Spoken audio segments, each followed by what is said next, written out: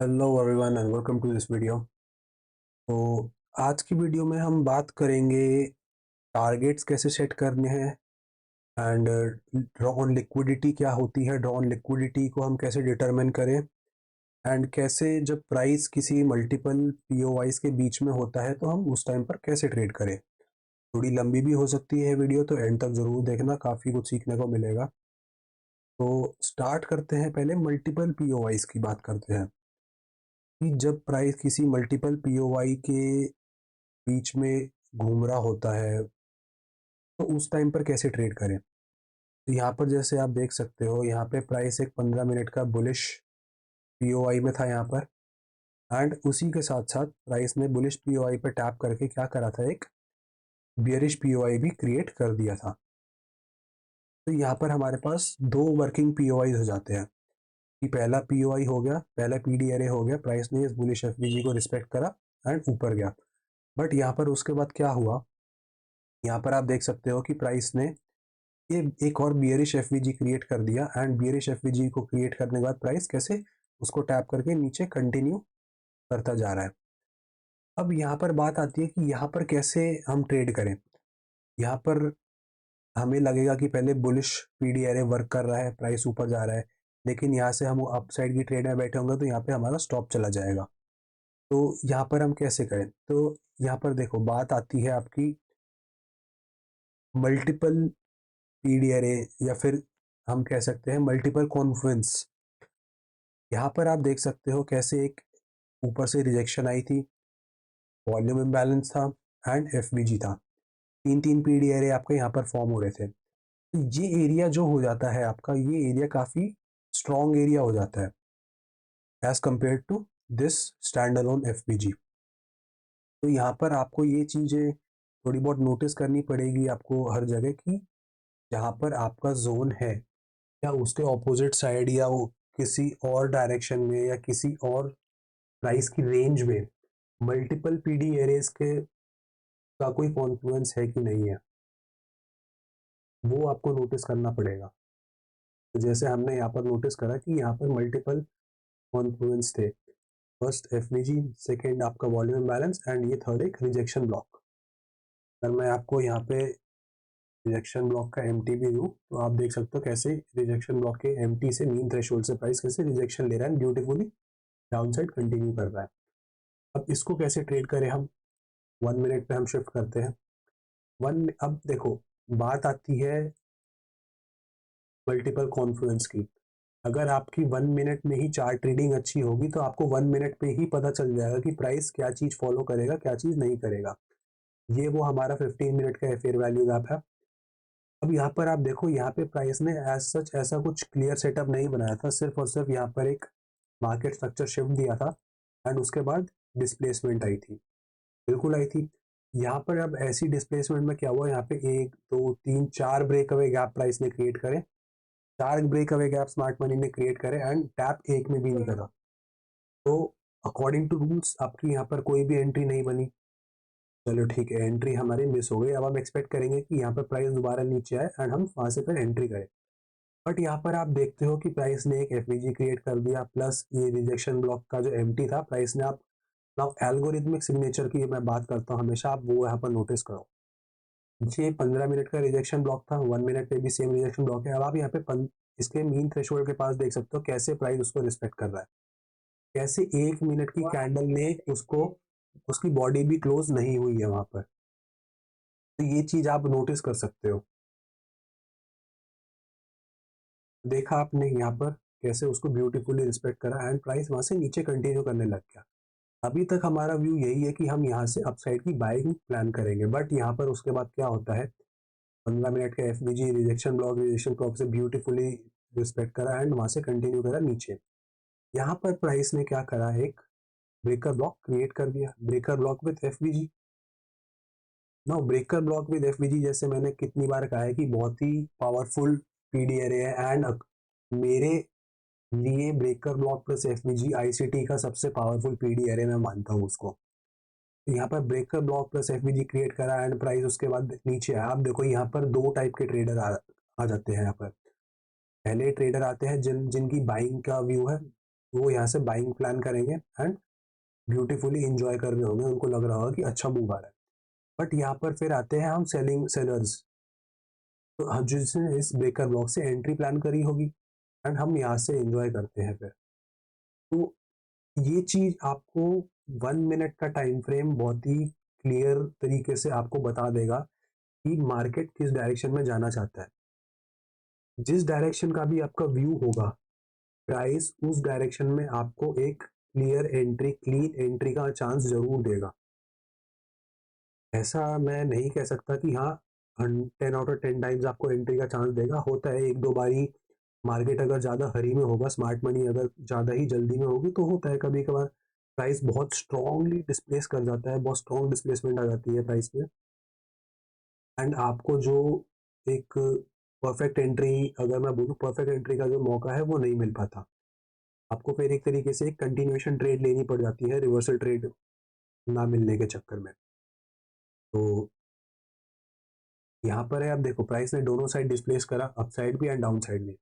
अब यहाँ पर बात आती है कि मैंने आपको पहले भी वीडियोस में बताया कि स्मार्ट मनी का जो रियल मूव होगा उसमें आपको एक अच्छी एंट्री का मौका जरूर मिलेगा। एंड अगर स्मार्ट मनी को रिटेलर्स को ट्रैप करना है तो वो वहां से एक ऐसा मूव देगा जिसमें हमारे रूल्स के अकॉर्डिंग एंट्री नहीं होती, जैसे कि यहाँ पर हुआ। यहाँ पर आप देख सकते हो हमारे रूल्स के अकॉर्डिंग एंट्री नहीं थी यहाँ पर। यहाँ पर जिन्होंने भी जो भी एसएमसी करते हैं, एसएमसी में जो रूल्स को इतना फॉलो नहीं करते, वो फोमो वाले प्लेयर्स यहाँ पर एंटर हुए होंगे। ठीक है, फिर प्राइस अगेन नीचे आया, फिर यहाँ पर वो लोग एंटर हुए होंगे जिनकी डायरेक्शन क्लियर नहीं होती मार्केट में, जिनकी प्राइस रीडिंग या टेप रीडिंग इतनी अच्छी नहीं होती, वो यहाँ पर बाय साइड में एंटर होंगे। एंड आप जो मेरे को फॉलो कर रहे हैं, आपको थोड़ी नॉलेज है, आप कुछ सीख रहे हो, तो आपको पता चलेगा कि यहाँ पर एक अच्छा बियरिश पीडी एरे फॉर्म हुआ है, बियरिश सेटअप फॉर्म हुआ है मल्टीपल कॉन्फ्लुएंस के साथ। यहाँ पर आप यहाँ से फिर एंट्री करोगे। अब चलिए, बात तो हो गई एंट्री की, पर अब बात आती है कि टारगेट्स कैसे डिफाइन करें हम, टारगेट्स कैसे पकड़े। अब देखो, प्राइस को मूव करने के लिए आपको समझना पड़ेगा, प्राइस को मूव करने के लिए लिक्विडिटी चाहिए होती है। अगर मार्केट में लिक्विडिटी नहीं होगी तो प्राइस मूव नहीं कर पाएगा। तो यहाँ पर आपको समझना पड़ेगा कि देखो, फ्राइडे को प्राइस ने क्या करा, स्ट्रॉन्ग अपसाइड मूव दिया। ये चीज मैंने आपको बताई थी, एएमडी का सेटअप हो सकता है, एक्यूमुलेशन, मैनिपुलेशन एंड डिस्ट्रीब्यूशन। तो यहाँ पर प्राइस ने अब क्या करा, सारी लिक्विडिटी जितनी भी थी यहाँ पर, सबकी लिक्विडिटी, सबके स्टॉप लॉसेस प्राइस ने हंट कर लिया, तो लिक्विडिटी नहीं बची यहाँ पर। बट अब लिक्विडिटी जो है, अब जो रिटेलर्स है, अब जो ऑर्डर्स है, स्टॉप लॉसेस है, वो किस साइड है, सब शॉर्ट साइड के, सेल साइड के स्टॉप लॉस है, क्योंकि सब के सब बाइंग पोजीशन में बैठे हुए हैं। तो लिक्विडिटी आपकी नीचे है, क्योंकि अप साइड में तो शॉर्ट पोजीशन अब किसी की बची ही नहीं, जिनकी यहाँ पर जितनी भी शॉर्ट पोजीशंस थी वो सब खाली हो गई है। तो यहाँ पे शॉर्ट पोजीशंस बची नहीं है, बची है तो लॉन्ग पोजीशन बची है। तो प्राइस अब जो लिक्विडिटी टारगेट करेगा वो करेगा सेल साइड लिक्विडिटी। अब सेल साइड लिक्विडिटी हम कैसे डिफाइन करें, सेल साइड लिक्विडिटी का, सेल साइड का किसी सी भी साइड का लिक्विडिटी डिफाइन करने का सबसे आसान तरीका है swing highs and swing lows. And 15 minute से बेटर टाइम फ्रेम आपको कहीं नहीं मिलेगा। अब आप देखो, यहाँ से हम बात कर रहे थे, यहाँ से अगर हम एंट्री बनाते तो हमारा फर्स्ट टारगेट ही होता ये स्विंग लो। यहाँ पर आपकी लिक्विडिटी थी, यहाँ पे जो बायर्स थे, बायर्स के स्टॉप लॉसेस यहाँ पर थे।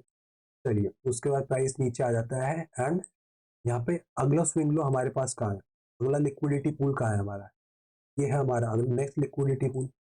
नेक्स्ट उसके बाद अगला लिक्विडिटी पूल कहाँ है, उसके बाद ये है। अब ऐसे तो ये भी स्विंग लो है, इसके नीचे भी अगर और 5-6 स्विंग लोज आ जाए तो हम सारे स्विंग लोज तो मार्क को नहीं कर सकते। कब तक हम ऐसे स्विंग लोज मार्क करते रहें, कब हम एक्सपेक्ट करें कि प्राइस सिर्फ और सिर्फ लास्ट लिक्विडिटी पूल जो है, प्राइस सिर्फ एक लास्ट इस लिक्विडिटी को टारगेट करेगा या उसको टारगेट करेगा, कैसे डिफाइन करें। अब आप ये देखो, इस लिक्विडिटी के नीचे ये एक फेयर, सिर्फ एक यही फेयर वैल्यू गैप था जो कि प्राइस ने यहाँ पर भी इसके नीचे क्लोज कर दिया। जैसे ही प्राइस ने इसके नीचे क्लोज करा तो इसका इंडिकेशन क्या है, ये पीडी एरे ब्रेक हो चुका है, प्राइस इसको रिस्पेक्ट नहीं कर रहा है। तो यहाँ पर प्राइस ने इस पीडी एरे को ब्रेक कर दिया एंड उसके बाद प्राइस किधर मूव करेगा आपको यही सोचना। अब आप एक चीज सोचो कि प्राइस अगर किसी पीडी एरे को रिस्पेक्ट नहीं कर रहा है तो उसके बाद प्राइस क्या कर सकता है। अगर प्राइस किसी एक चीज को ब्रेक कर दे रहा है तो उसका नेक्स्ट स्टॉप कहाँ होगा। इसका सबसे समझने का सबसे आसान तरीका आप इसको ऐसे समझो कि आप किसी एक बस में बैठे हो, बस में, ट्रेन में, किसी भी पब्लिक सर्विस व्हीकल में हो आप, एंड आपका एक स्टॉप मिस हो जाता है या आपका जो भी ड्राइवर है उस स्टॉप पे गाड़ी नहीं रोकता, तो आपके पास ऑप्शन क्या रहेगा, अगले स्टॉप पे उतरने का। अब आप बीच में तो उतर नहीं सकते क्योंकि बीच में क्या गारंटी आपको वहां से आपके जहाँ पे भी आपको जाना है उसका कन्वीनियंस मिल जाए। मतलब मैं ये नहीं कह रहा कि बीच में नहीं उतर सकते, बिल्कुल बीच में उतर सकते हो, बट आपके लिए सबसे लॉजिकल तरीका जो होगा वो यही होगा कि नेक्स्ट स्टॉप पे आप उतरो। तो प्राइस के लिए भी आप ऐसे ही समझ सकते हो कि प्राइस जब किसी एक स्टॉप पर नहीं रुकता तो उसके बाद वो कहाँ पर रुकेगा जाकर, ऑब्वियसली नेक्स्ट स्टॉप पे। तो जब इन दिस केस जब यहाँ पर प्राइस एक बियरिश पीडी एरे को ब्रेक कर देता है तो उसके लिए नेक्स्ट स्टॉप क्या होता है। उसके लिए नेक्स्ट स्टॉप हो गया या तो नेक्स्ट कोई बियरिश एफवीजी हमें मिले या फिर कोई लिक्विडिटी पूल मिले। अब यहाँ पर आप देखो प्राइस ने यहाँ पर बियरिश पीडी एरे को ब्रेक करा, बियरिश एफवीजी को ब्रेक करा, तो एक स्टॉप उसने मिस कर दिया। तो यहाँ पे अब नेक्स्ट स्टॉप क्या बचेगा उसके पास, यही लिक्विडिटी पूल बचेगा।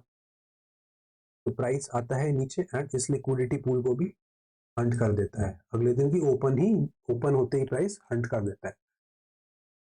अब क्या, अब यहाँ से आप देखो, अब यहाँ पर हमारे पास दो ऑप्शन होता है। अब अगर प्राइस को रिवर्सल करना होगा तो हमें इसी कैंडल में ही एक रिवर्सल का साइन दिख जाएगा 1 मिनट में जाके। मैं आपको ये भी एक दिखा देता हूँ अच्छी तरीके से कि कैसे 1 मिनट में ही आपको चीजें सारी पता चल जाएगी। आप ये देखो यहाँ पर प्राइस ने 1 मिनट में कोई भी एक बाइंग का सेटअप नहीं बनाया था, सिर्फ और सिर्फ एक बियरिश एफवीजी था। अब हम स्टैंड अलोन एक सॉरी बुलिश एफवीजी था, अब हम स्टैंड अलोन एक बुलिश एफवीजी के बेस पे एंट्री तो नहीं प्लान कर सकते। यहाँ पर प्राइस अगेन क्या करता है, एक बियरिश पीडी एरे फॉर्म करता है जो कि है ब्रेकर ब्लॉक।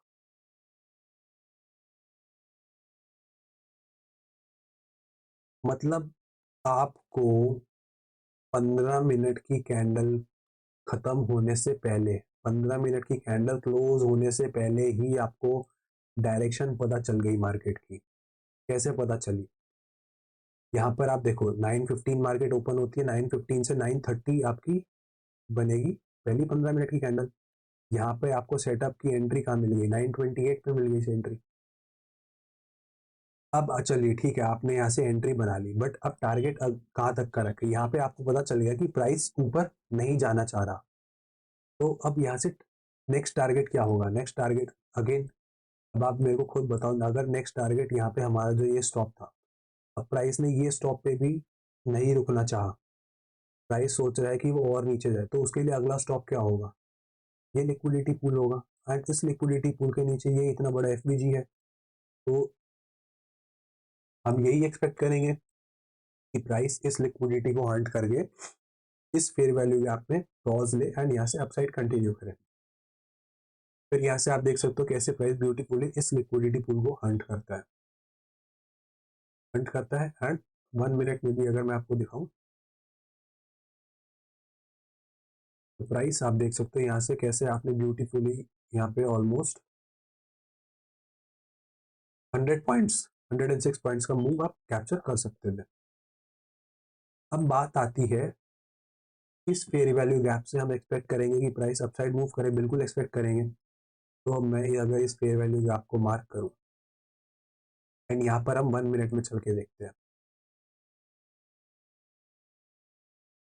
यहाँ पर हम एक्सपेक्ट करेंगे कि प्राइस एक बुलिश सेटअप क्रिएट करे एंड वहां से हम अपसाइड के लिए प्लान कर सकते हैं।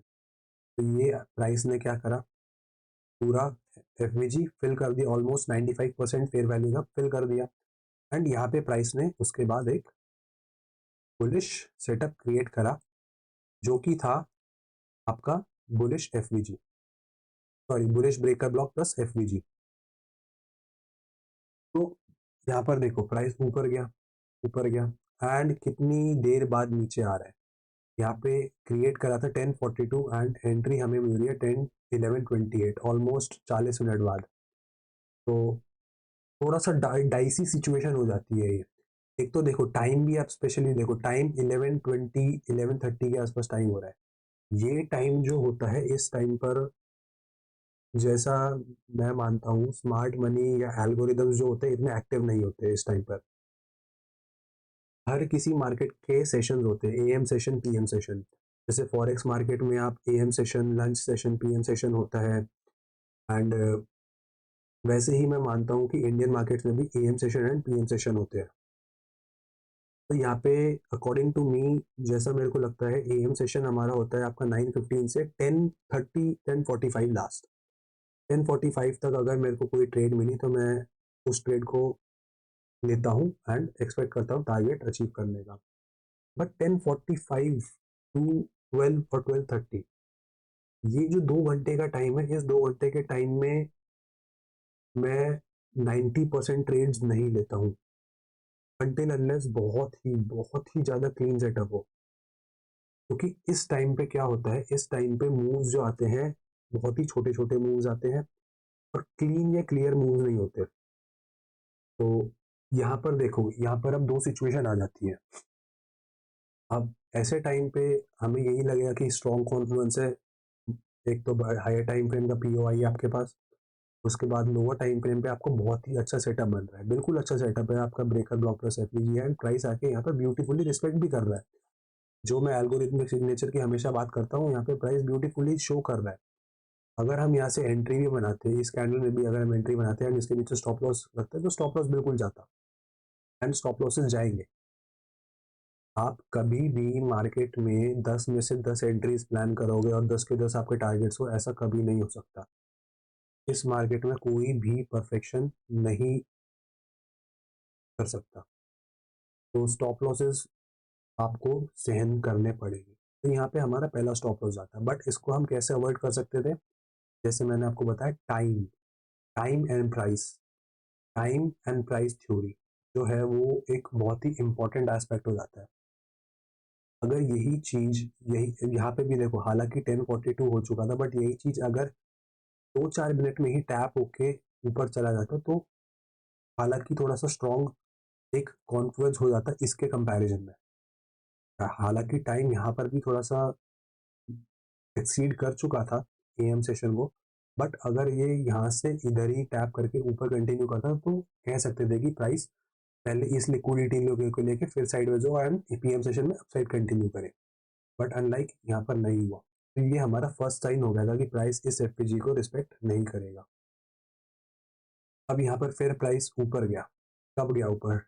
ये गया 12:15 को। तो हम दोबारा चल के देखते हैं कि क्या 12:15 के अराउंड प्राइस ने एक और बाइंग सेटअप क्रिएट करा था। बिल्कुल करा था। यहाँ पर दोबारा एक और आपका क्रिएट हुआ बुलिश पीडीआर। और इस टाइम पर भी मैं यही आपको बोलूँगा कि देखो, दो चीज़ें होती है ऐसे में। एक होता है कि प्राइस गया ऊपर एंड फिर टैप करके ऊपर गया। ये मेरे लिए सबसे बेस्ट एंट्री यही होती है कि प्राइस एक बुलिश पीडी एरे बनाए एंड उसको इमीडिएटली टैप करे एंड अपसाइड मूव करे। बट यहाँ पर जैसे हम देख सकते हैं, इमीडिएट टैप नहीं हुआ था। इमीडिएट टैप नहीं हुआ, यहाँ पर प्राइस ने बेशक इस एफवीजी को टैप करा हो, बट जब कोई भी फेयर वैल्यू गैप इतना बड़ा हो जाता है और उसके नीचे भी एक और फेयर वैल्यू गैप ओपन होता है, तो मैं यही एक्सपेक्ट करूंगा कि जो मेरा मल्टीपल कॉन्फ्रेंस, जो मेरा यूनिकॉर्न सेटअप है, उस यूनिकॉर्न का जो जोन है, उस जोन में प्राइस आके टैप करे तो ही मैं एंट्री प्लान करूँ।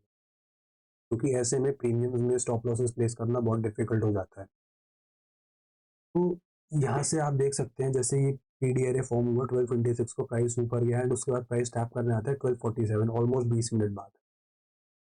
ऑलमोस्ट 20 मिनट बाद। अब 20 मिनट कम नहीं होते, 20 मिनट में लोगों के टारगेट्स भी कंप्लीट हो जाते हैं। तो अगेन यहाँ पर सोचने वाली बात थी कि क्या ये चीज़ वर्क करेगा नहीं करेगा।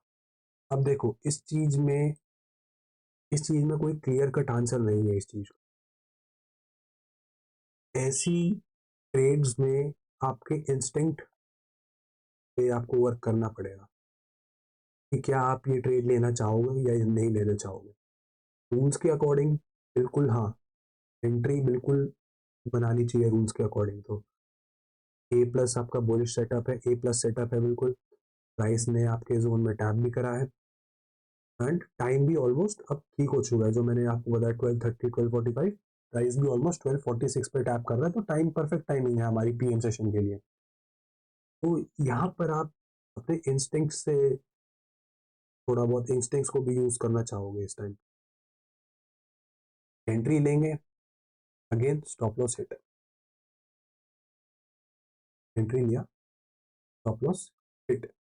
अब इस चीज से भी इंस्टिंक्ट को भी कैसे फॉर्म करना है ये भी मैं आपको आगे आने वाली कुछ वीडियोस में बताऊंगा कि कैसे जब प्राइस किसी एक पीडी एरे को डिसरिस्पेक्ट करता है तो उसका मतलब क्या होता है एंड कैसे हम आगे के डे को प्लान करें वो भी मैं बताऊंगा। लेकिन अगर वो इस वीडियो में बताना गया तो बहुत लंबी वीडियो हो जाएगी वो। तो यहाँ पर भी हमारा स्टॉप लॉस हिट। अब देखो ऐसे टाइम पर जब आपके एक दिन में 2 स्टॉप लॉसेस चले जाए, काफी लोग यहाँ पर करते हैं उसके बाद रिवेंज ट्रेडिंग, क्योंकि इसके बाद अभी भी ऑलमोस्ट 2 ढाई घंटे 3 घंटे का ट्रेडिंग आवर्स अभी बचे हैं। तो एक प्रोफेशनल ट्रेडर बनने के लिए, प्रॉफिटेबल ट्रेडर बनने के लिए आपको सही गलत ट्रेड का तो पता ही होना चाहिए कि सही ट्रेड में एंट्री कौन सी है, गलत ट्रेड कौन सी है। बट ये भी पता होना चाहिए कि कब आपको रुकना है। ट्रेडिंग में आपका गोल होना चाहिए कि पैसे बनाने से ज़्यादा पैसा बचाया जाए। पैसा तो आप कभी भी बना लोगे, बट अगर आपके पास पैसा बचेगा ही नहीं तो बनाओगे किससे। ट्रेड करने के लिए भी आपको अमाउंट चाहिए, बट आपके पास अगर कैपिटल ही नहीं होगा तो ट्रेड किससे करोगे। तो ऐसे भी डेज आएंगे, और बिल्कुल आएंगे। मैं गारंटी के साथ कह सकता हूँ कि कोई ट्रेडर ऐसा नहीं होगा जो महीने में 20 में से 20 दिन ग्रीन रहा हो उसके। अगर ग्रीन रहा हो तो बहुत अच्छी बात है, वो ट्रेडर इसका मतलब साइकोलॉजिकली बहुत बहुत ज़्यादा स्ट्रांग है साइकोलॉजिकली। टेक्निकल एनालिसिस तो हर कोई कर लेता है, but end of the day बात आती है साइकोलॉजी की, ट्रेडिंग साइकोलॉजी। कब मार्केट से निकलना है, कब मार्केट में घुसना है एंड कब मार्केट को हाथ जोड़ के बोलना है कि ठीक है आज मैं हार मानता हूँ। ये ऐसा एक दिन होगा जिसमें आप अपने हाथ जोड़ो और बोलो कि ठीक है, आई रिस्पेक्ट, मैं आज हारता हूँ। ऐसे टाइम पे आपको अपना ट्रेडिंग सेटअप बंद कर देना है।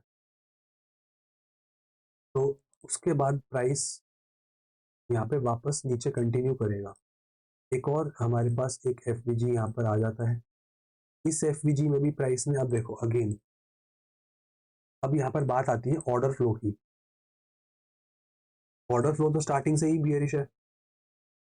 प्राइस यहाँ पर अब अगेन एक और बियरिश एफवीजी को फॉलो करते आ रहा है। बट यहाँ पर अब देखो, यहाँ पे ऑलरेडी प्राइस ने इस एफवीजी को डिसरिस्पेक्ट कर लिया। प्लस प्लस एक बियरिश एफवीजी क्रिएट कर दिया। क्लियर साइंस है हमारे पास कि प्राइस अब जाना ही नहीं चाहता। प्राइस कोई मतलब कोई एक इशारा भी नहीं दे रहा कि प्राइस ऊपर जाना चाह रहा है। तो यहाँ से अब हमारे पास नेक्स्ट टारगेट क्या हो जाता है, नेक्स्ट स्टॉप प्राइस का क्या होगा। 2 मिनट वीडियो को पॉज करो, अपने अपने चार्ट्स खोलो, इस वीक के ट्यूसडे का चार्ट खोलो एंड आप अपने चार्ट पे जाके देखो कि जब आप यहाँ पे अगर बैठोगे तो प्राइस का यहाँ पे नेक्स्ट स्टॉप क्या होगा। नेक्स्ट स्टॉप होगा कोई बुलिश एफवीजी हो, ठीक है। क्या यहाँ पर आपको कोई बुलिश एफवीजी नजर आ रहा है?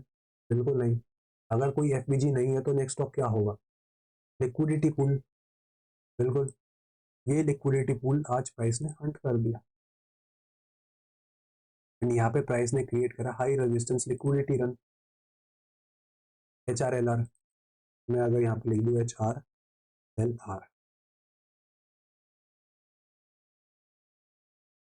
ब्यूटीफुली प्राइस ने नीचे कंटिन्यू कर दिया। तो यहाँ पर आप देखो कैसे हमने सिर्फ और सिर्फ प्लान करा था यहाँ से यहाँ तक का, बट उसके बाद हम प्राइस को कैसे वॉच कर रहे हैं। वॉच करते करते हम अपना प्लान क्रिएट कर रहे हैं कि प्राइस ने जब यहाँ पर एक बाइंग की अपॉर्चुनिटी नहीं दी तो हमने सोचा कि प्राइस अब यहाँ तक आएगा। और फिर जब यहाँ पर भी एक बार अपॉर्चुनिटी दी, ठीक है, बट वो फेल हो गई। तो हमें लगा ठीक है भाई, एक बार नहीं तो दूसरी बार देख लेंगे। दूसरी बार अपॉर्चुनिटी दी, वो भी फेल हो गई। तो इसका मतलब आपको समझ जाना चाहिए कि जब प्राइस किसी दो बुलिश पीडी एरे को रिस्पेक्ट नहीं कर रहा है, दो ए प्लस सेटअप प्राइस ने क्रिएट करे पर दोनों टाइम उसको ब्रेक कर दिया, उसको फॉलो नहीं करा दोनों टाइम में, तो स्मार्ट मनी नहीं चाह रहा कि वो उस डायरेक्शन में जाए, इन दिस केस ऊपर की डायरेक्शन में जाए। तो यहाँ पे हमें फिर आ जाता है next POI, next bullish PD array. तो यहाँ पे तो पहली कैंडल में ही प्राइस ने बता दिया कि भाई मैं इसको नहीं कर रहा रिस्पेक्ट, मैं अभी और नीचे जाऊंगा। तो यहाँ उसके बाद फिर हमारा स्टॉप क्या हो जाता है, यह स्टॉप हो जाता है हमारा। तो प्राइस ने क्या करा, आप करा, आ गया नीचे। तो ये कुछ चीजें हैं जो आपको समझनी पड़ेगी, एक बारी में नहीं आएगी। 15 मिनट के टाइम फ्रेम को ऐसे ही बेल वेदर टाइम फ्रेम नहीं कहा जाता। 15 मिनट का टाइम फ्रेम ऐसा टाइम फ्रेम है, अगर आपको 15 मिनट एंड 1 मिनट का चार्ट रीड करना आ गया तो इसके अलावा आपको किसी टाइम फ्रेम की जरूरत नहीं पड़ेगी। आप सिर्फ और सिर्फ ये दो टाइम फ्रेम पे ही अपनी पूरी ट्रेडिंग कर सकते हो। ये दो टाइम फ्रेम ऐसे हैं। 15 मिनट पे आपके लिक्विडिटी लेवल्स, आपके पीओआईज, एंड 1 मिनट पे आपकी एंट्रीज। हाँ, 1 मिनट पर आपको टेप रीडिंग भी बहुत इंपॉर्टेंट है, कैंडल्स की अंडरस्टैंडिंग भी बहुत इंपॉर्टेंट है कि कैसे कैंडल किसी एक पीओआई को रिस्पेक्ट कर रही है, या किसकी स्विंग हाई स्विंग लो की लिक्विडिटी ले रही है या उसके ऊपर क्लोज कर रही है, लिक्विडिटी रन है या लिक्विडिटी स्वीप है। ये सारी चीज़ें भी आपको सीखनी पड़ेगी उसके लिए, जो कि मैं सिखाऊंगा, आगे आने वाली वीडियोस में सिखाऊंगा। तो ये चीज़ें हैं आपको धीरे धीरे, आप पहले से देखो, गलतियां हम क्या करते हैं कि हम बैठते हैं रात को पोस्ट मार्केट एनालिसिस करने के लिए या नेक्स्ट डे की प्लानिंग करने के लिए हम बैठते हैं, एंड नेक्स्ट डे जब मार्केट ओपन होता है तो हमारे पास एक ऑलरेडी प्लान होता है, ऑलरेडी प्लान होता है कि भाई हम या तो बुलिश रहेंगे आज या बियरिश ट्रेड रहेंगे, जो कि अच्छी बात है। बट इसमें प्रॉब्लम क्या आती है कि आपके माइंड में ऑलरेडी एक प्लान है। अब उससे होता क्या है कि अगर मार्केट आपके प्लान के अकॉर्डिंग वर्क नहीं कर रहा, जैसे आपने मान लो सोच लिया कि कल मार्केट अगर फ्लैट ओपन होगा तो फ्लैट ओपन होने से मैं बुलिश या बाय साइड की ट्रेड प्लान कर रहा हूँ, बट कुछ कैसे जैसे मार्केट गैप डाउन ओपन हो जाता है, तो उससे होगा क्या, आपकी या तो प्लान ही आपका पूरा चौपट हो जाएगा, या फिर आप फिर उस सेकेंड चीज क्या होगी उसमें आप फिर सोचोगे कि नीचे से आप उसके नीचे कोई पीओआई ढूंढोगे कि भाई मार्केट कहाँ से ऊपर जा सकता है। मार्केट बेशक ऊपर जाना नहीं चाह रहा होगा, बट आप उस टाइम पर क्या करोगे, जबरदस्ती ढूंढोगे, क्योंकि आपने ऑलरेडी प्लान कर रखा है, आपने ऑलरेडी एनालिसिस कर रखी है, रात को एक दिन पहले रात को बैठ के एनालिसिस कर रखे है कि भाई मार्केट ये कर सकता है। तो आपके माइंड में ऑलरेडी एक इमेज बन चुकी है कि मार्केट ये कर सकता है तो मैं यही ट्रेड लूंगा। ऐसे टाइम पे फिर आपके स्टॉप लॉसेस जाते हैं, आपको गुस्सा आता है, आपको समझ नहीं आता कि भाई मार्केट मेरी एनालिसिस के अकॉर्डिंग क्यों नहीं वर्क कर रहा।